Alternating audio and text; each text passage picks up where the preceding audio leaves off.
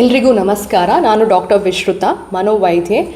ಈ ವಿಡಿಯೋದಲ್ಲಿ ನಾನು ಎಡಿಕ್ಷನ್ ಮೆದುಳಿನ ಮೇಲೆ ಹೇಗೆ ಪ್ರಭಾವ ಬೀರ್ತದೆ ಎನ್ನುವುದರ ಬಗ್ಗೆ ತಿಳಿಸಲಿಕ್ಕೆ ಇಷ್ಟಪಡ್ತೇನೆ. ಅಂದರೆ how addiction changes the brain ಅಂತ. ಫಸ್ಟ್ ಆಫ್ ಆಲ್ ಏನಾಗ್ತದೆ ಅಂತ ಹೇಳಿದರೆ, ಯಾವುದೇ ಒಂದು ಮಾದಕ ವಸ್ತುವಿನ ಬಳಕೆ ಮಾಡುವುದರಿಂದ ಡೋಪಮಿನ್ ಅನ್ನುವ ನ್ಯೂರೋ ಟ್ರಾನ್ಸ್ಮಿಟರ್ ರಾಸಾಯನಿಕ ಮೆದುಳಿನಲ್ಲಿ ಜಾಸ್ತಿ ಆಗ್ತದೆ, ಅದರ ಲೆವೆಲ್ಸ್ ಜಾಸ್ತಿ ಆಗ್ತದೆ.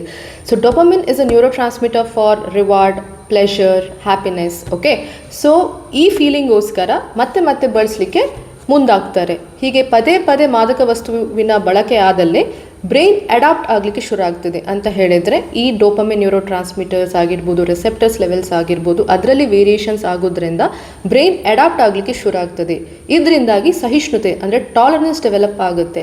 ಸಣ್ಣ ಪ್ರಮಾಣದಲ್ಲಿ ತಗೊಂಡ್ರೆ ಅದೇ ಎಫೆಕ್ಟ್ ದೊರೆಯದೇ ಇರುವಂಥದ್ದು. ಸೊ ಏನಾಗ್ತದೆ, ಪ್ರಮಾಣವು ಜಾಸ್ತಿ ಆಗ್ತಾ ಹೋಗ್ತದೆ. ಸಣ್ಣ ಪ್ರಮಾಣದಲ್ಲಿ ಇದ್ದಿದ್ದು ಹೋಗ್ತಾ ಹೋಗ್ತಾ ಜಾಸ್ತಿ ಪ್ರಮಾಣದಲ್ಲಿ ಮಾದಕ ವಸ್ತುವಿನ ಬಳಕೆ ಶುರು ಆಗ್ತದೆ. ಇದರಿಂದ ನಿಯಂತ್ರಣ ತಪ್ಪಿ ಅತಿಯಾದ ಆಸೆ, ಪದೇ ಪದೇ ಬಳಸಬೇಕೆನ್ನೋ ಆಸೆ ಉಂಟಾಗ್ತದೆ. ಹೀಗೆ ಎಡಿಕ್ಷನಿಗೆ ಒಳಗಾಗ್ತಾರೆ.